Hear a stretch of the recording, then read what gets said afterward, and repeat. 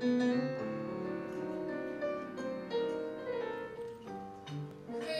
crazy, crazy, crazy, crazy, crazy. All those people with those different faces and those different visions of happiness. Some of you guys run very fast, try to climb the ladder of success high up there in the sky, higher and higher, only to touch this piece of happiness, this diamond planted up there in the sky. Yet when you touch it, it dissolves into magical fairy dust. Gone. It just moves further away and you still keep dreaming about it. Others take happiness in a different way. Those guys on the roller skating rink, have you ever watched them? They go round and round and round. They look very happy to me. That must be, it's just the good fresh air. It's New York City. And they go round and round and round and round. And I'm thinking, great guys, can I just be part of this? Just not care to go round and be loony and crazy and mad. Alright, so they are crazy, loony mad. But don't you see the moon prowling down their way? The astronauts are grinning, the children hear them singing, dancing all around me, spinning, screaming, fly, all that joy and crazy, loony mad, but I'm seeing too much. I believe one should have as many passports as one can in a lifetime. I think if human beings had a loyalty to more countries, we wouldn't be fighting so much amongst each other, you know. And I furthermore feel that to be a citizen of the United States makes one almost a world citizen because of all the people who have come here of, you know, our German background, and you look around this cemetery and there's every nationality represented here, and trees from all over the world, and so it's a very international place, and you just connect with the world. New York is the capital of the 20th century, and I think it's still, I mean, the cultural influence of New York onto the whole world is still very strong, and so, you know, people think if I make it here, I'll make it everywhere, and that's why they come. The great thing about New York is that you're immediately embraced as a New Yorker. You know, you could live for 10 years in London or in Rome, and you're still the German guy. You live like 6 months in New York and you're just a New Yorker. So you have a lot of mixed cultures here and creative minds and everything. Right, and they all get together and it all becomes one big, it's, you know, yeah, a quick melting together.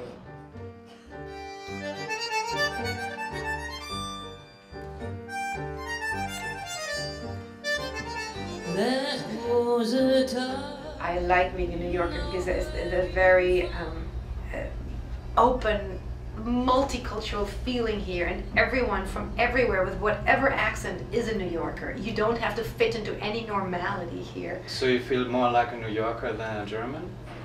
Yes, I am a New Yorker. So Karen, you came to New York when you were 5 years old. Do you have any memories? How was it your first experience when you came from Germany actually to New York? I was indeed 5 years old when I came, born in Frankfurt, and I had been living in the Munich area, which in the Alps, so it was very, very bucolic, pastoral and green, and it was quite a culture shock to, even as a 5-year-old, to come to New York. I came to New York about, let's see, 18 years ago, and I came because of music. I mean, I love the city, and I love living here, I have to say, but I did come because of music.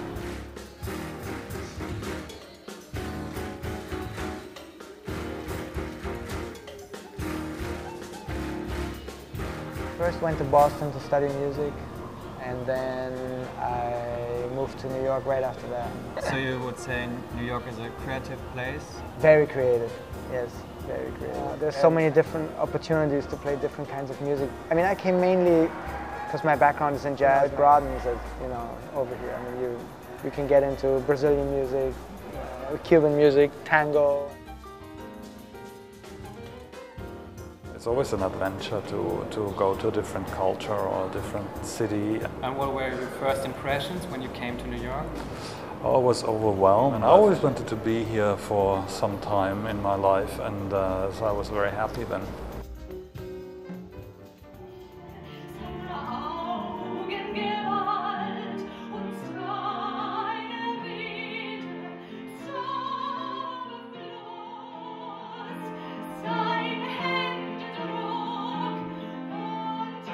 My English to the Jackson 5 and Lean on Me, Bill Withers. You remember that song?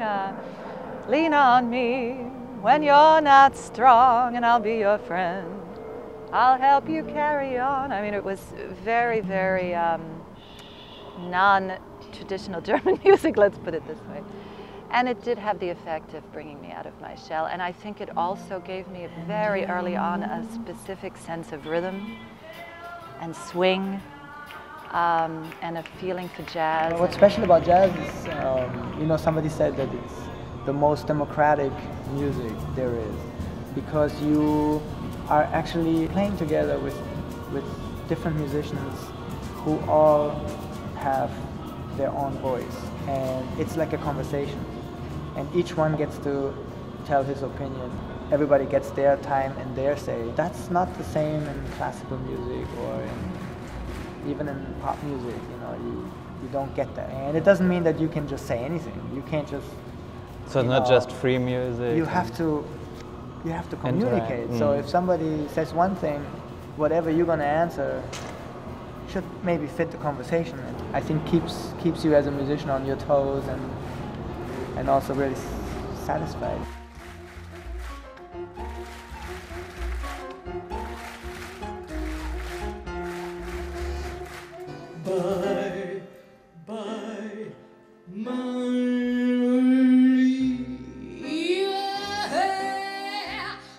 I write my own music since the year 2000 and enjoy that very much. I just created a whole new project called the Bukowski Project.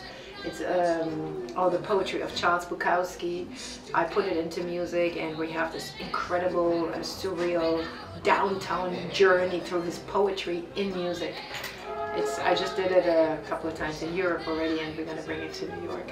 So, and I do, you know, my Edith Piaf, my Jacques Brel, my Yiddish Lieder, which I love very much. It's 28 years of singing professionally, so I think there is a lot of chapters, and they're all part of me, and I am still curious to explore new chapters. After about almost 10 years of really concentrating in New York City on the revival of European cabaret, French and German chanson, I had silenced some of my other musical influences, and so a little voice inside was itching to sing in lower registers, and you know, the classical, the blues sides of me that are very much the American side wanted to be heard. Art is a sort of autonomous system and follows its own rules. Art in Germany is to a very large extent done by people who have not a German passport. You know, there's a lot of Americans, there's a lot of English or French or Israeli people living in Berlin, and so it is I think that the boundaries are blurring very much between national characters in the arts. Always my tour, I want to touch into Berlin because I'm fascinated about the change in Berlin. To see what happened after '89, after the fall of the wall, to see the unbelievable change of architecture and vibration in the city, the demography of people.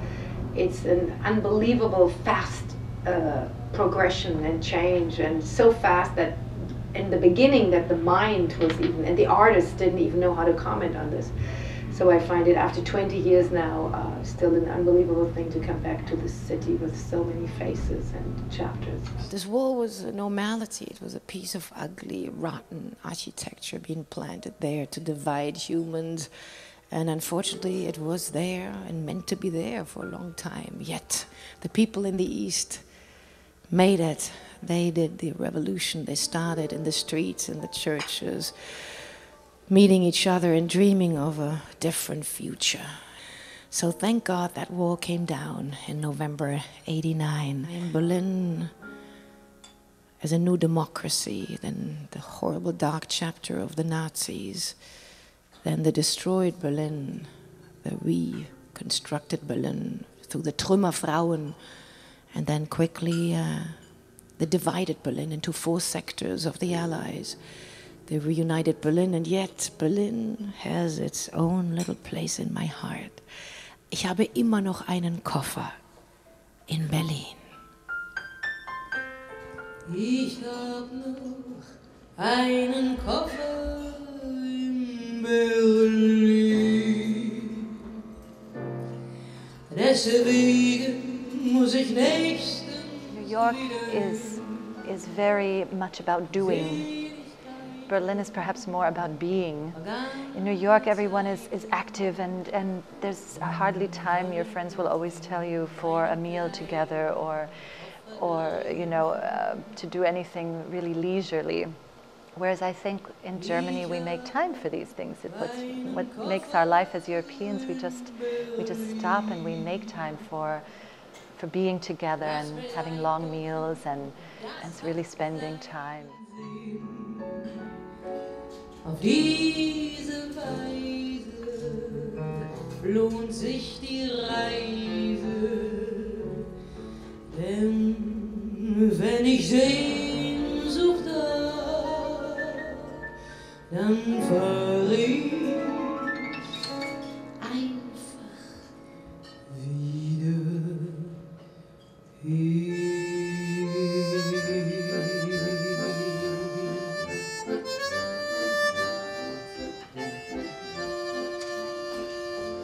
Und der Haifisch, der hat Zähne. Ute Lemper I credit her with a lot because she made that recording in 1988, Ute Lemper singt Kurt Weill, that really was a part of the story back then. Und das Messer sieht man nie an dem schönen blauen Sonntag liegt ein toter Mann am Strand und ein Mensch geht die Ecke. I heard this recording and I thought it was the most strange music I'd ever heard, in German and about beggars and prostitutes, but so melodious and gorgeous, and I thought, well, who is this guy? And it was Kurt Weill, and then I followed his story, and that he began in Berlin and came to New York, and it was like a mirror of my life, for of course much different reasons than my story, and I became very interested in it. And the ghastly fire show, 7